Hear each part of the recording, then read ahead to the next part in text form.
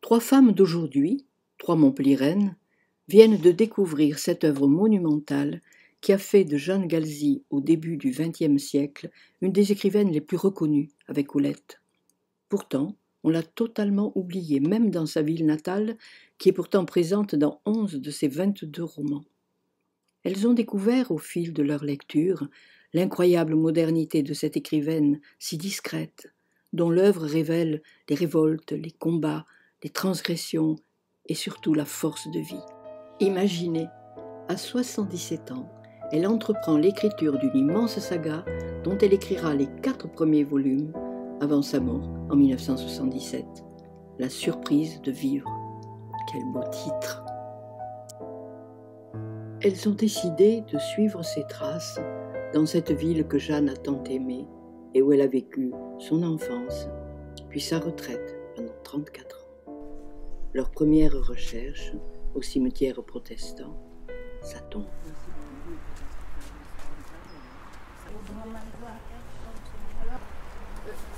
Son nom, c'est pas Galzie, non? Attends, déjà, Baraduc. il faut chercher des tombes qui sont vieillottes. Baraduc. Il a le même On voit tombe. bien qu'il y avait des écrits, mais il n'y a plus rien. Non, parce que c'est une tombe où on voit des tombes derrière. Une tombe où on voit des tombes derrière, donc elle est en centrale. Ah, déjà, il n'y a pas de grille, alors passons.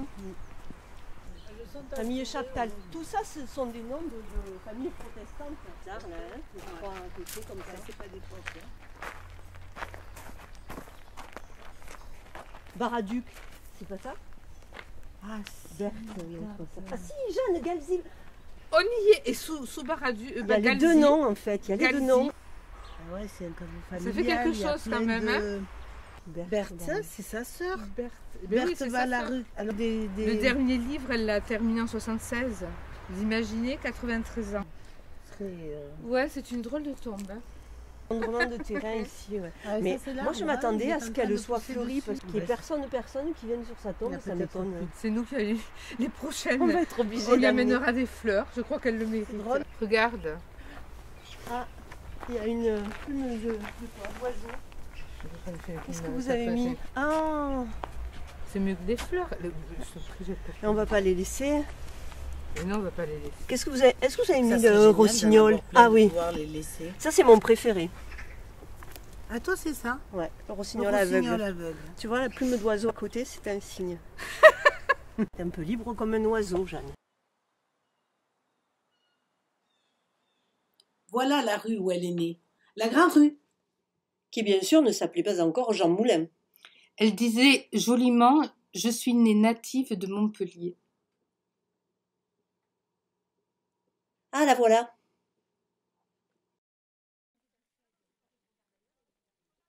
Voyons. Elle a écrit un roman qui s'appelle La Grande Rue et il n'y a même pas une plaque sur sa maison natale.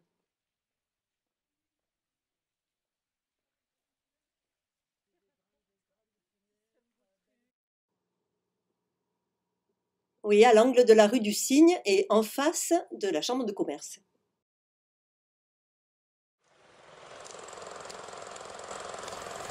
C'est à cette rue Montpelliéraine où elle naquit en 1883 que Jeanne Galzie consacra son 4e roman, La Grande Rue. À notre tour, découvrons cette rue par les yeux d'une enfant romanesque, la petite Nazou, la mère de Jeanne ou peut-être souvenir de Jeanne elle-même. La Grande Rue m'a dit « Te revoilà. Tu ne m'as donc pas oubliée maintenant que tu es une femme. Toi qui passas sur mes pavés pointus de tes pas d'enfant. » Et les maisons m'ont regardé, curieusement, de leurs fenêtres. La Grande Rue s'éveilla, comme tous les matins, d'abord du côté de la sonnerie. En bas, les boutiques pauvres étaient déjà ouvertes. Les gens de peu annonçaient qu'il était temps d'achever sa nuit. La marchande d'herbe, le raccommodeur de parapluies qui chantait ses offres en patois sonore. Les maisons pauvres s'étiraient en 2 files, puis la rue s'évasait devant la bourse, en formant avec la rue de l'Argenterie une petite place triangulaire. Parfois, un chevrier poussait son petit troupeau indocile jusque devant la bourse, tirant de son flutio rustique une mélodie campagnarde qui semblait parfumée de thym. Un bruit d'équipage ébranla la rue. Tout le quartier aristocratique de Montpellier pouvait aisément être franchi, fût-ce avec des souliers de satin. Mais il était de rigueur, lorsqu'on avait un nom, de ne jamais sortir autrement qu'en voiture. Et quand tombe la nuit, là-bas, au bout de la rue, voici qu'une petite étoile se mettait à marcher, cahotant au ras des maisons. Flic-flouc, flic-flouc. En effet, l'allumeur de réverbère tirait un peu la jambe, et sa longue perche de bois oscillait à chaque pas.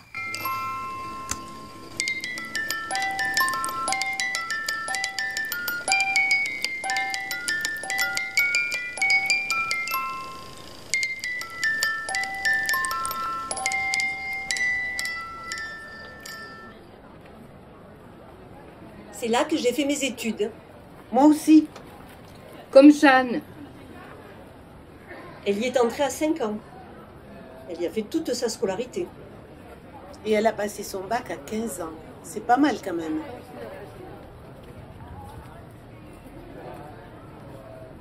À l'époque, c'était seulement le lycée des jeunes filles. C'est en calèche, en 1888, que Jeanne Galzi se rendait à l'école. Souvenir de classe. Elle eut la chance d'entreprendre ses études dans l'un des tout premiers lycées de jeunes filles ouverts en France par la volonté du ministre Jules Ferry. Construit dans un parc proche du centre-ville, considéré comme un prototype au plan national, il ouvre ses portes à une centaine d'élèves. Jeanne qualifia modestement sa scolarité de nonchalante. Elle y rencontra une maîtresse dont elle disait « je lui dois tout » et qui devint le personnage du roman, l'initiatrice aux mains vides. Elle découvrit aussi le plaisir de jouer la comédie.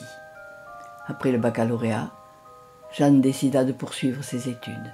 Grâce à l'appui d'un professeur, elle obtint le rare privilège d'être auditrice libre à la faculté des lettres de garçons de Montpellier.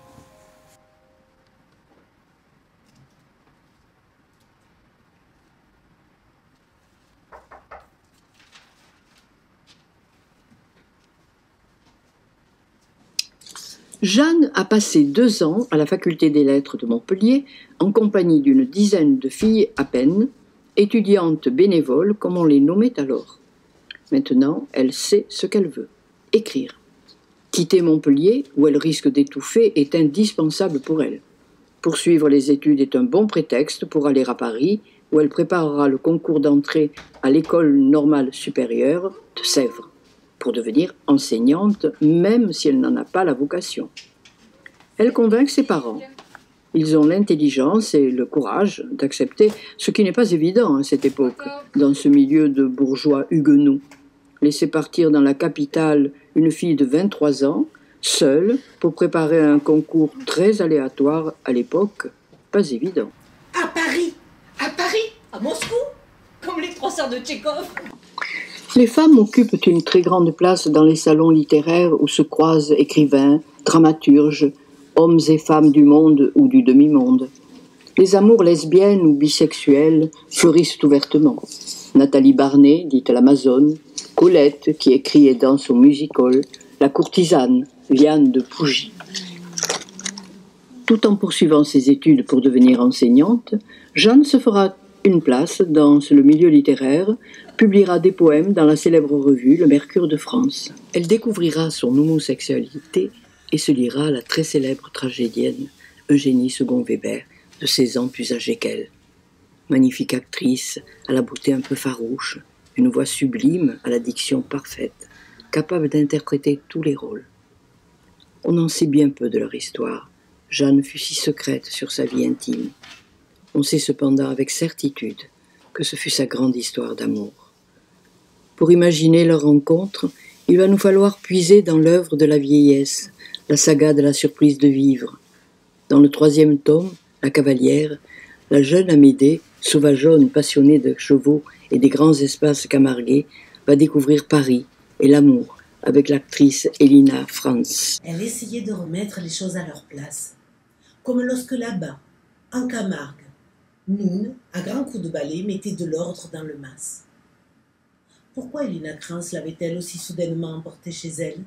N'avait eu que le lointain contact d'une actrice connue et d'une admiratrice.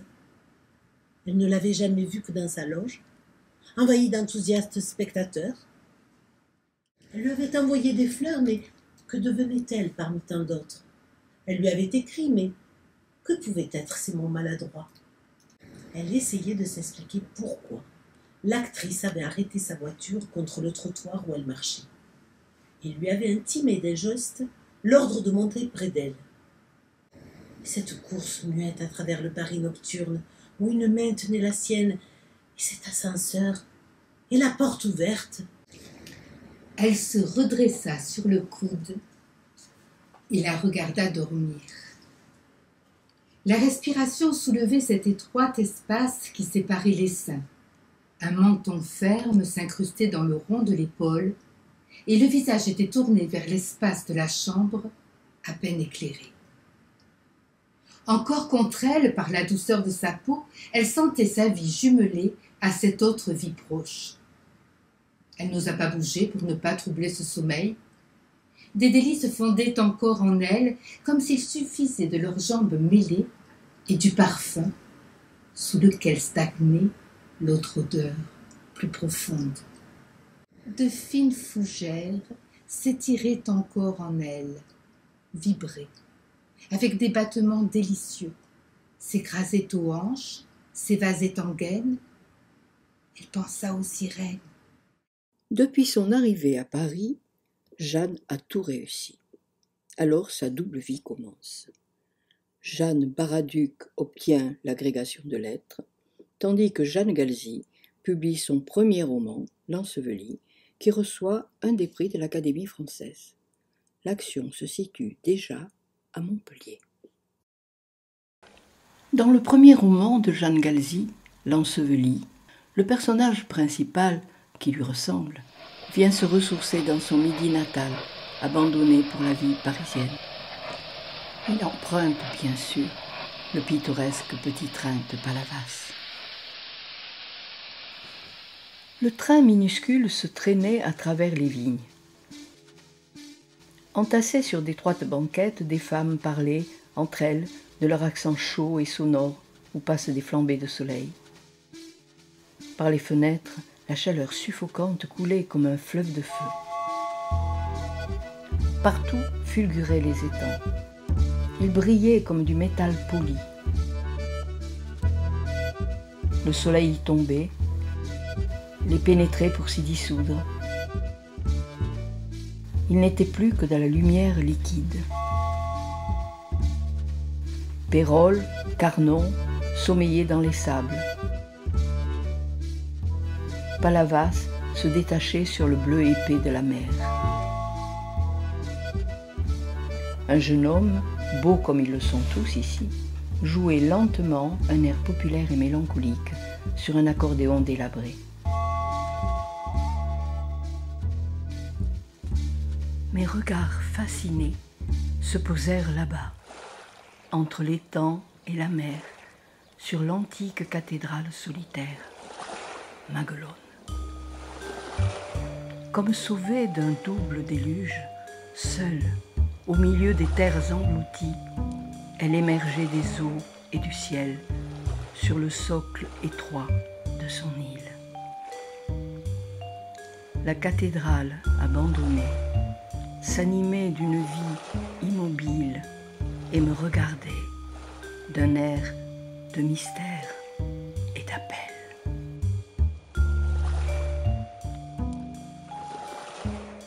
Toute sa vie, elle sera partagée entre le bouillonnement culturel de Paris qui lui est indispensable et la nostalgie de sa ville natale où elle revient toujours. Il y a toujours en moi cette adolescente qui, là-bas, dans une vieille maison de campagne, a pris l'ivresse blanche des nuits de lune, penchée sur les rosiers en fleurs d'une tonnelle, et emplit pour jamais son cœur de ce parfum sauvage, un peu vanillé, et à la fois amer, et de tout cet horizon imbibé d'un tremblement d'argent.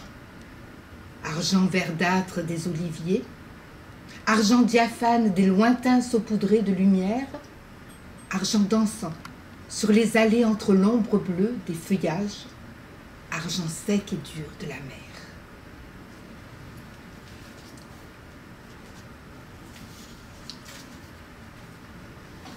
Pourquoi ne suis-je pas restée dans ce refuge que pouvait être ma maison? Il y a dans ce midi si ensoleillé qui est le mien une demeure silencieuse, un petit jardin dont les allées tournent autour des corbeilles naïves, des murs bas qui permettent de se faire un grand horizon avec toute la campagne d'alentour. J'y aurais vécu près des miens, j'aurais corrigé mes copies d'élèves à l'ombre d'une tonnelle de roses. J'aurais marqué de mes pas les places où tant de fois mes pas se sont posés. J'eusse doucement attendu la vieillesse, avec des affections calmes et sûres. J'aurais regardé selon les saisons le soleil se coucher plus à droite ou plus à gauche du même bosquet de pins. J'aurais lu et médité, comme une religieuse sans Dieu. Mais je veux vivre! Je veux vivre! Je repartirai. Loin de ce calme et de cette lumière, je remarcherai dans des rues boueuses. Je me hâterai pour arriver à l'heure exacte, moi qui ne mesure ici le temps qu'à l'ombre un peu plus courte ou un peu plus longue du pin pyramidal qui élève ses premières branches bien au-dessus de l'horizon. Je me rapprocherai, pour en souffrir peut-être, de ce qu'ici de nouveau j'oubliais, rendu à mes innocences d'enfant, purifiée par ce silence, veillée par cette maison, soustraite aussi un peu au monde, anesthésiée, endormie. Tout semble promis à la jeune provinciale talentueuse. Une série de déflagrations va bousculer ce bel élan, ces belles promesses. 1914, la guerre éclate. Son père meurt. À cette épreuve douloureuse s'ajoute la faillite du commerce paternel.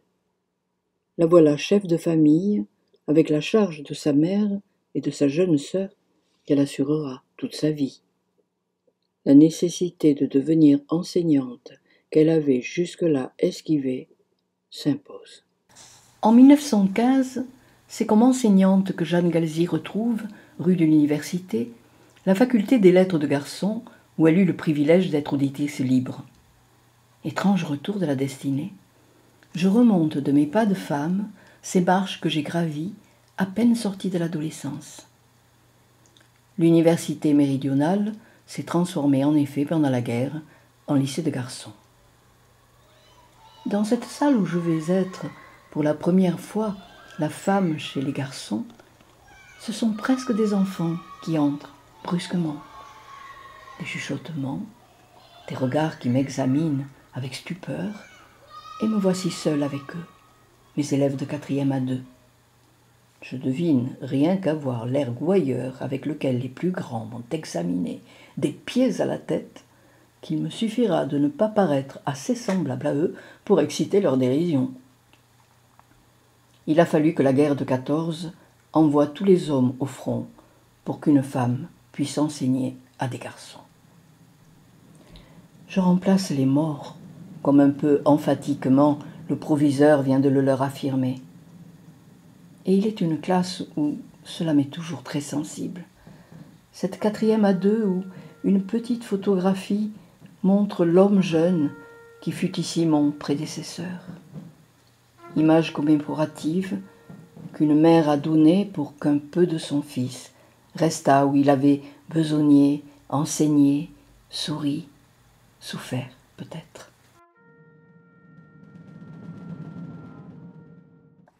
Ce métier qu'elle fit pour des raisons matérielles plus que par vocation, elle le fit cependant avec son habituelle exigence, souvent emplie de doutes devant la tâche et les méthodes pédagogiques alors en cours. Des visages, des visages, des visages, une foule de visages. 221 répartis en 7 classes. Une foule de visages que le nombre condamne à l'anonymat, alors que la pédagogie réclamerait la connaissance individuelle? Comment les connaître assez pour leur donner, même intellectuellement, la pâture qui leur convient? L'enseignement n'est-il que la diffusion des connaissances? N'a-t-il pas besoin d'une autre pénétration? Je me souviens comme lorsque j'étais enfant, j'apprenais mieux ce que m'enseignait le professeur vers lequel m'appelait une sympathie. Une femme surtout, dont la grâce pour moi est toujours restée associée à ces images de la Renaissance qu'elle m'a fait connaître. Je les ai devant moi, mes élèves, des filles enfin, moi qui n'avais jamais enseigné qu'à des garçons. Dans les yeux interrogateurs, il n'y a de question que sur le mystère que cachent mon front et mes yeux. D'instinct, elles vont à l'âme. Accueil si différent de celui qu'autrefois me firent les garçons, avec leur dédaigneuse curiosité. Ici, je ne sens que le respect. Mes élèves sont toujours là. Toujours j'enseigne, toujours leur confiance ingénue me croit dépositaire de vérité. Et je m'appuie sur leur faiblesse, et à cause d'elles, parfois, j'oublie ma propre insuffisance. Par elles, surtout, délivrée de moi, je repose mon cœur. Il est au milieu d'elles, à elles.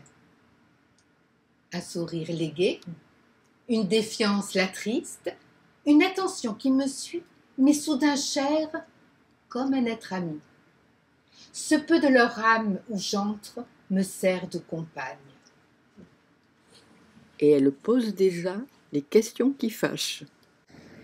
Comment les élèves pourraient-ils avoir du respect pour un enseignant quand ils lui voient un salaire inférieur à celui d'un docker? En pleine guerre, en 1917, c'est avec la maladie qu'elle va devoir combattre. Dans Les Allongés, qui obtint le prix Femina en 1923, elle nous renseigne sur ce que fut sa maladie. Ce mal de Pott, tuberculose osseuse, dont on connaît mal la violence et les souffrances, car elle a disparu. Elle passa 2 ans à Palavas, puis à Berck, célèbre alors pour ses soins. Je regarde mes compagnons.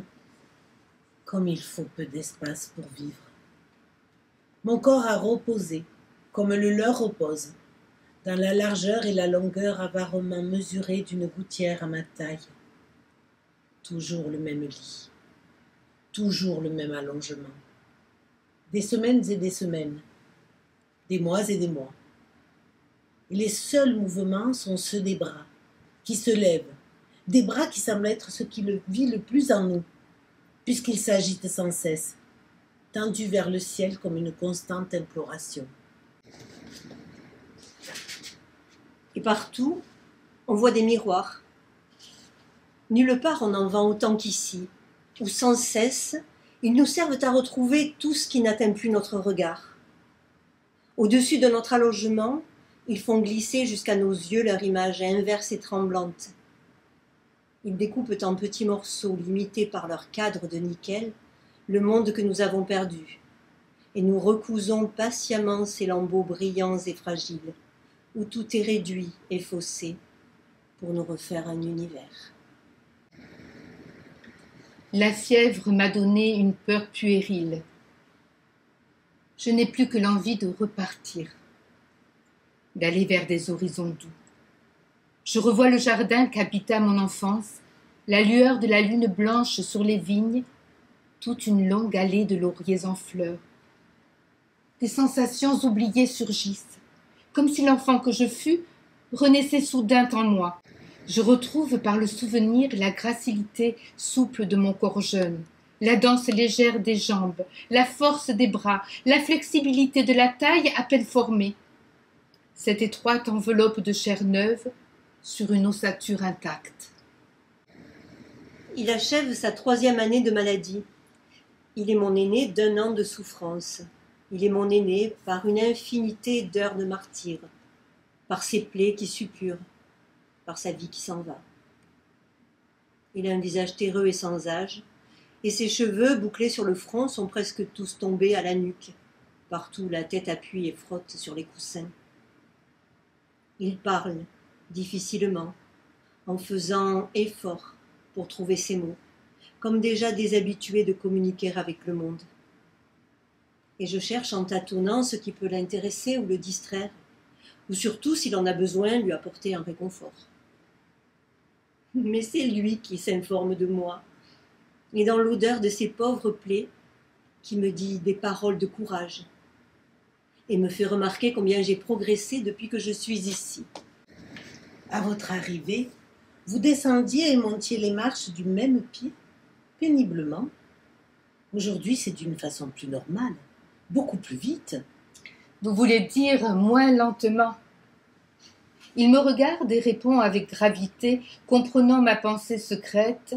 Non, il ne faut pas avoir honte de guérir. Et une nuit, dans le grand calme, une de ces passantes qui viennent, sans qu'on les voie, se faire opérer à la clinique et partent sans qu'on les connaisse, a dit plusieurs fois « Personne ne m'aime, personne ne m'aime ». Et cette nuit-là, j'ai cherché quel élan d'amour, né d'un cœur immense, pourrait faire qu'aucun être au monde n'ait le droit cruel de proclamer un tel abandon. En 1920, à peine remise, encombrée d'un rigide corset, elle est nommée à Amiens. De retour dans la vie, nous livre son combat courageux de survivante. Tout cela si nouveau pour moi, qui viens de laisser dans un coin la canne qui soutient mes pas incertains de revenante dans la vie. Mais les enfants ne s'en doutent pas. Je vois ces visages sans ombre, leurs yeux, où à travers tant de différentes couleurs, passe le même regard d'interrogation. Elles se sont levées quand je suis entrée, et je m'assis, devant elles avec la gêne de ma raideur, et celle de sentir qu'en m'asseyant je vais faire se soulever mon appareil sur les épaules, que mon cou y disparaîtra, et que ma silhouette engoncée dénoncera ma tare. Elles ne l'ont pas remarqué. Aurais-je jamais cette silhouette svelte, aux seins durs, aux hanches fines, que garde à 40 ans passés cette femme blonde là-bas? Retrouverais-je cette inflexion du buste penché qu'à celle qui m'interroge? Quand ne sentirais-je sur moi que la ceinture souple qui si peu l'enserre? Quand aurais-je ces épaules tombantes et libres? Quand serais-je enfin un corps vraiment guéri?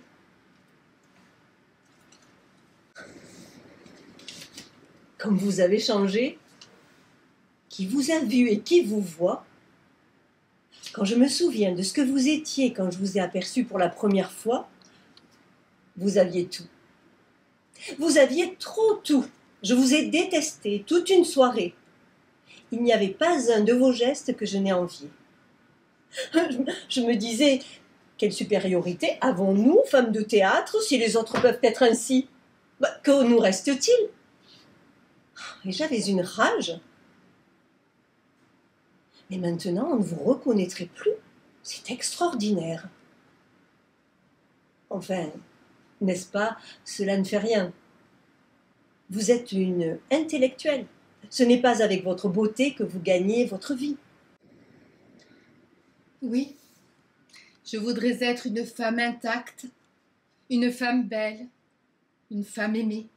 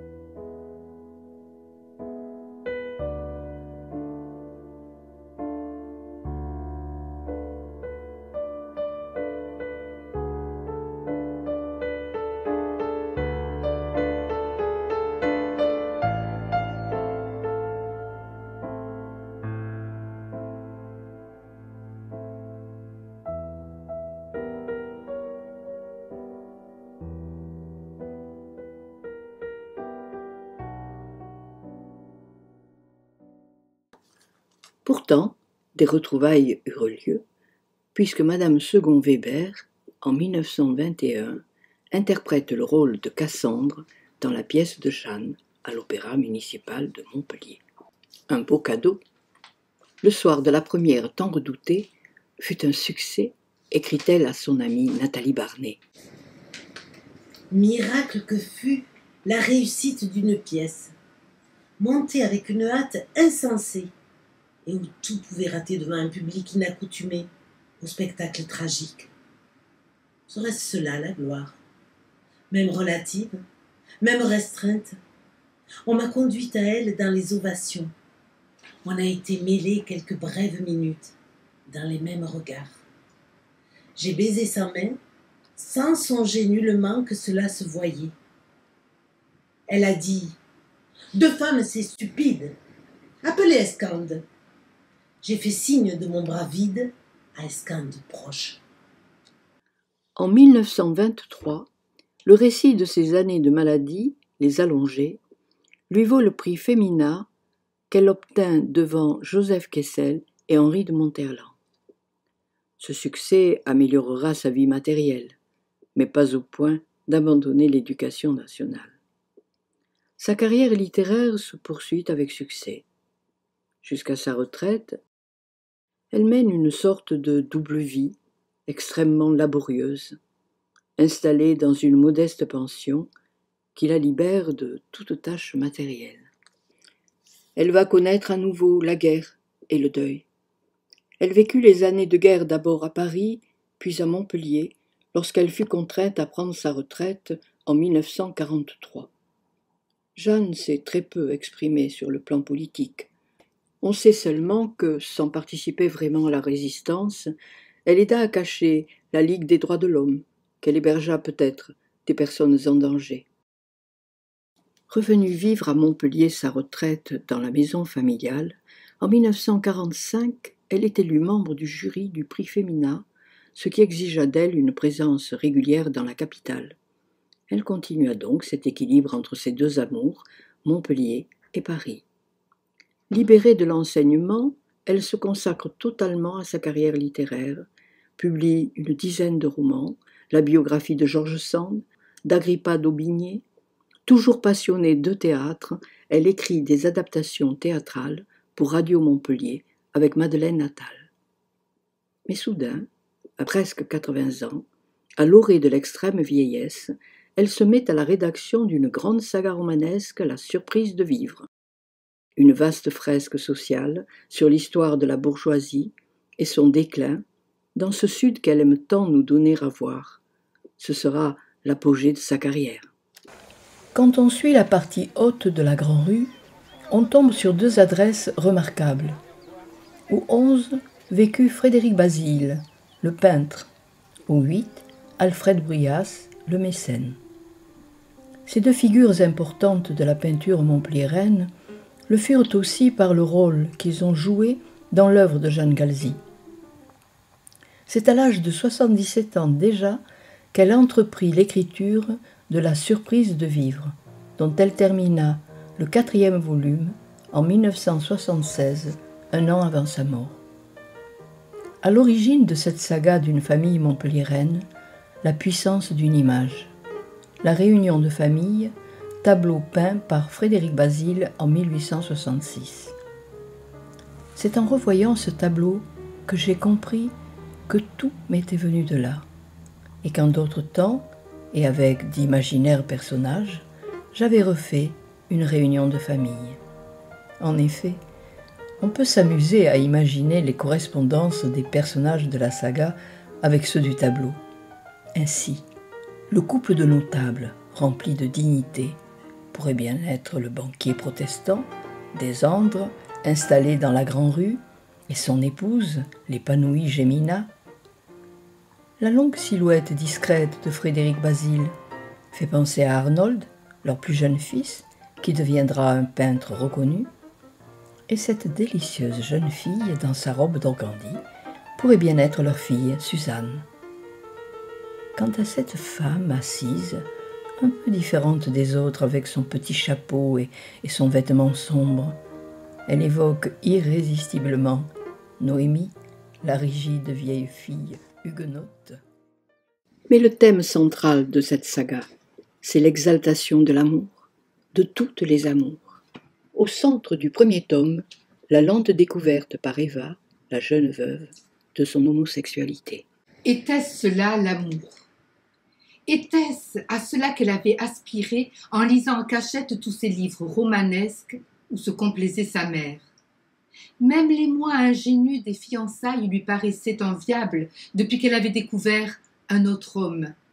Depuis cette première nuit où il l'avait meurtrie, où elle avait senti sous son poids que rien ne comptait que son assouvissement, qu'il n'y avait en lui que cette chose à satisfaire, cette chose qu'elle ne nommait même pas, ayant été fille unique, élevée avec rigueur, privée des camaraderies révélatrices.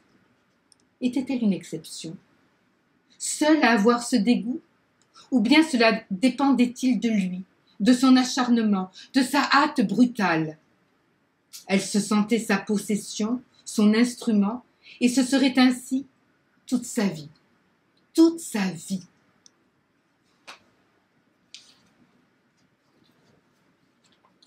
Je devrais vous abandonner à vous-même, dit tout à coup Hilda. Vous deviendriez une femme considérée au bras d'un nouveau mari. Vous feriez des visites, animeriez de bonnes œuvres et mettriez au monde de nouveaux marmots. Après tout, c'est peut-être là le bonheur. Gémina Descendres en paraît satisfaite, engraissée et luisante de joie.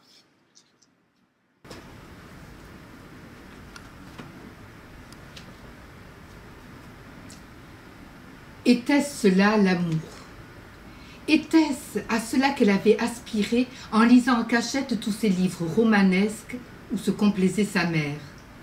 Même les mois ingénus des fiançailles lui paraissaient enviables depuis qu'elle avait découvert un autre homme. Depuis cette première nuit où il l'avait meurtrie, où elle avait senti sous son poids que rien ne comptait que son assouvissement, qu'il n'y avait en lui que cette chose à satisfaire, cette chose qu'elle ne nommait même pas, ayant été fille unique, élevée avec rigueur, privée des camaraderies révélatrices. Était-elle une exception? Seule à avoir ce dégoût? Ou bien cela dépendait-il de lui, de son acharnement, de sa hâte brutale? Elle se sentait sa possession, son instrument, et ce serait ainsi toute sa vie. Toute sa vie.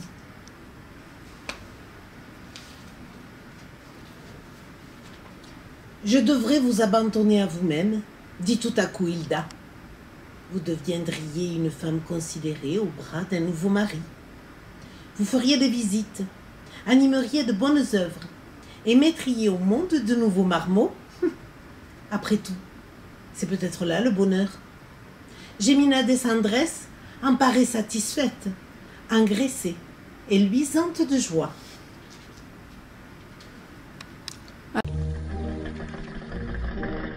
Sur la place ovale de la Comédie, les trois grâces nues, un peu lourdes et provinciales, tâchent en vain de tourner en rond autour de la fontaine, tandis qu'à leurs pieds, les jeunes gens tressent la ronde de la coquetterie et du désir. La beauté des Montpelliéraines était célèbre, mais ce sont les entretenues qui portaient les toilettes les plus élégantes de la ville. Certains cafés de la place de la Comédie leur étaient même réservés. Mais enfin, que t'a-t-on appris? Quelles sont les femmes que tu as eues? Quelques amies de ta mère ou de tes sœurs? Toutes figées, des femmes qui gardent leur chemise et ne la laissent soulever que par stricte nécessité? Fils de bourgeois calviniste! Quel drôle d'amant que j'ai là! Demi-puceau, comme on dirait demi-vierge. Elle était contre lui, rieuse et chaude, et il sentait sur ses jambes le poids de sa cuisse. Dès la première fois, elle l'avait surpris par son tranquille manque de pudeur. Les petites employées qu'il avait eues faisaient des manières. Elle se déshabillait comme on enlève un chapeau, et dans l'amour, il n'avait jamais connu autant d'audace. Elle se jetait sur lui. Son grand corps blond avec sa fine toison dorée lui était comme un champ de blé mûr. Et la très sage Suzanne après une vie de frustration, finira par céder à son attirance pour un beau saisonnier espagnol. Il était grand. Ses épaules soulevaient le ciel au-dessus de la route montante. Sa main, qui s'appuyait sur elle, la sauvait de toute crainte, puisqu'il n'y avait plus au monde que ce contact. Elle sentait à peine sous ses sandales les pierres qui affleuraient sur le chemin paysan. Il menait leur double ascension, il entrait sous les oliviers, puis il passait entre les rangs de souches qui montaient plus haut que sa taille. Il la couchait dans cet abri, là. C'était la sûreté d'un univers clos. Les barrières des larges feuilles dentelées défendaient de tout regard. Il s'étendait contre elle, le sol s'incurvait à leur forme, et elle sentait la terre complice, encore tiède, à peine voilée de quelques touffes d'herbes odorantes. Une touchait sa joue avec sa fraîcheur. Elle était si intimement mêlée à la terre qu'il lui semblait pénétrer en elle. Et elle disait « Je meurs », pour dire qu'elle n'avait jamais atteint cette plénitude de vie. Ils étaient là sous le ciel, comme dans les mains d'un univers où étaient devenus sensibles jusqu'au mouvement des étoiles. Elle dit quand le ciel pâlit et qu'elle vit que la grande ours avait changé de place, « Jamais il n'y aura une nuit pareille. » Il ne répondit pas, mais posa tendrement son visage contre son visage. Puis il répéta « Jamais », comme s'il découvrait la profondeur du mot. Et tout à coup, il lui parut que c'était un mot redoutable.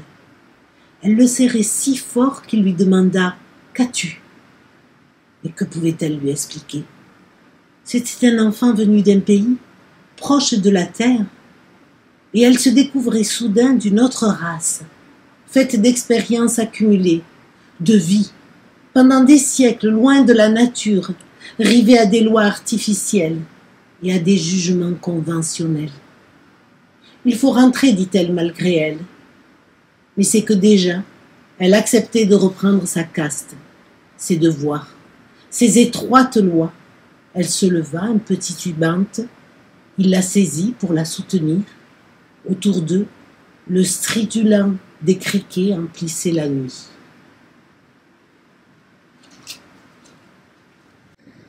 Il avait oublié son âge. L'appréhension avait cessé. Il pouvait n'être que des mains, un regard, un amour.